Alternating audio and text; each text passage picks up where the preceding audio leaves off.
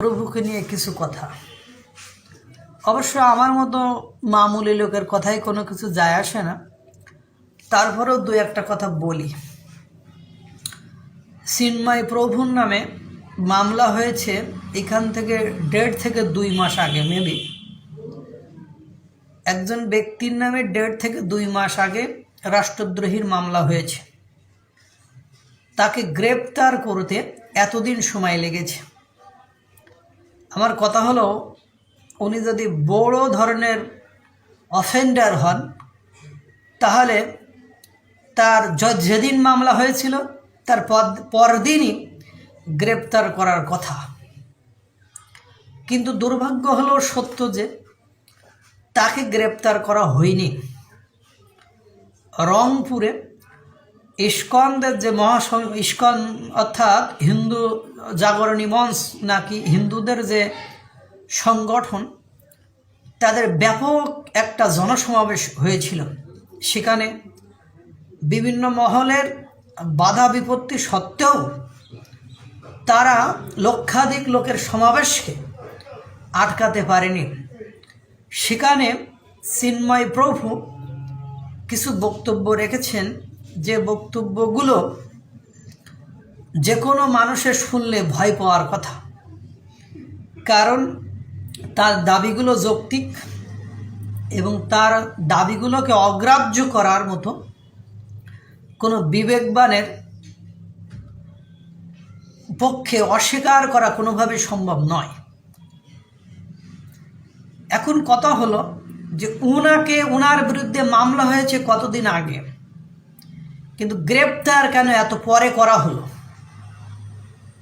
এবং তাহলে এখন কথা হলো, গত 2 দিন ধরে ঢাকা শহরে, দ্যাট মিন্স রবিবার সোমবার, ঢাকা শহরে যে একটা অরাজক পরিস্থিতি সৃষ্টি হয়েছিল এবং মোল্লা মাহবুবুর রহমান কলেজে যে ভাঙচুর, সোহরাওয়ার্দী কলেজের যে ভাঙচুর, সেটা নিয়ে সরকারি মহলের প্রথম দিকে কোনো বক্তব্য বা কর্মসূচি বা কর্মকাণ্ড ছিল না। ওই পরিবেশ পরিস্থিতি এতটা ঘোলাটে হয়ে গিয়েছে, এটা থেকে মানুষকে কোনোভাবে ডাইভার্ট করার একটা ওয়ে কিন্তু এটাও হতে পারে। দেখেন, আজকে আমি ইউটিউবে দেখলাম সব চ্যানেলে চিন্ময় প্রভুকে চট্টগ্রাম আদালত থেকে জামিন নামঞ্জুর করেছেন।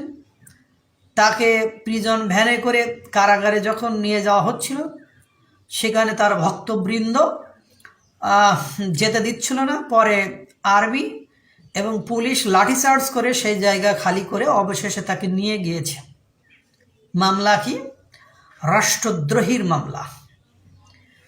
কিন্তু উদ্দেশ্য কিন্তু এটা নয়। যদি রাষ্ট্রদ্রোহী মামলা, রাষ্ট্রদ্রোহী ব্যক্তি এত সমাবেশ করে, উনি এর ভেতরে আমেরিকায় গিয়েছেন, বিভিন্ন দেশে গিয়েছেন, মিটিং সিটিং করেছেন, ধরা হয়নি। কিন্তু হঠাৎ করে কালকে যে কেন ধরা হলো আমার ফাঁকা মাথায় ঢুকছে না, তাই একটু শেয়ার করলাম আর কি। রাষ্ট্রদ্রোহী মামলা, তার সংবিধান ছুঁয়ে যারা শপথ করে, তারা যে সংবিধানের বিধি লঙ্ঘন করে, সংবিধানের সংবিধান আগে 72 সংবিধান এখনো বাতিল হয়নি। সেই সংবিধানের একটা ধারায় ছিল শেখ মুজিবের ছবি সর্বত্রই রাখতে হবে। ওই সংবিধানে হাত রেখে, ওই সংবিধানে প্রতিজ্ঞা করে যারা ক্ষমতায় আসলো, তারা শেখ মুজিবের ছবি সংবিধান পরিবর্তন না করে, বিচারালয়ের আইন ব্যবস্থার পরিবর্তন না করে নামালো। তা এই সংবিধান লঙ্ঘন করা কি অপরাধ নয়? মাসুদ কামাল স্যার বলেছিলেন সংবিধান লঙ্ঘনের দায়ে এদের ফাঁসি হবে। তাদের তো আজও কিছু হয় নাই। বুঝতে কষ্ট হচ্ছে না যে তলে তলে কিছু একটা ঘটছে, যে ঘটনা বাংলাদেশের জন্য খুব বেশি শুভকর হবে না। আমি যতদূর জানি, ইস্কন একটা আন্তর্জাতিক সংস্থা। একটু আগে একটা ইউটিউব চ্যানেলে দেখলাম 100 কোটি সনাতনী জাগরণী লোক তারা চিন্ময় প্রভুর মুক্তির জন্য আন্দোলন করবে। গতকালকে দেখলাম ভারতের বিজেপি পার্টির শুভেন্দু উনি বলছেন যদি চিন্ময় প্রভুকে ছেড়ে দেওয়া না হয় তাহলে বাংলাদেশে ভারতের কোনো পণ্য ঢুকতে দিবে না, তারা সেটা অবরোধ করবে, আটকে রাখবে, বাংলাদেশের সাথে বাণিজ্য করতে দিবে না। ভাই, সর্বত্রই ষড়যন্ত্র দেখে সবাইকে দমন করার কারণেই কিন্তু সাধারণ জনগণ একজনকে অপছন্দ করেছিল। আপনারাও কিন্তু ধীরে ধীরে ওই পথে হাঁটছেন। হয়তোবা আপনারা মিডিয়ার মুখ বন্ধ করছেন, আমাদের মতো লোকদেরকে মুখ বন্ধ করছেন। এভাবে করে কিন্তু একটা রাষ্ট্র চলতে পারে না রে ভাই। অনেক কিছু শেখার আছে, জানার আছে, বোঝার আছে।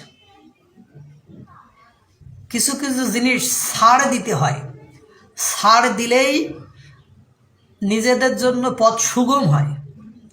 কিছু কিছু জায়গায় হাত দিতে নেই, হাত দিলে হাতটা নষ্ট হয়ে যায়।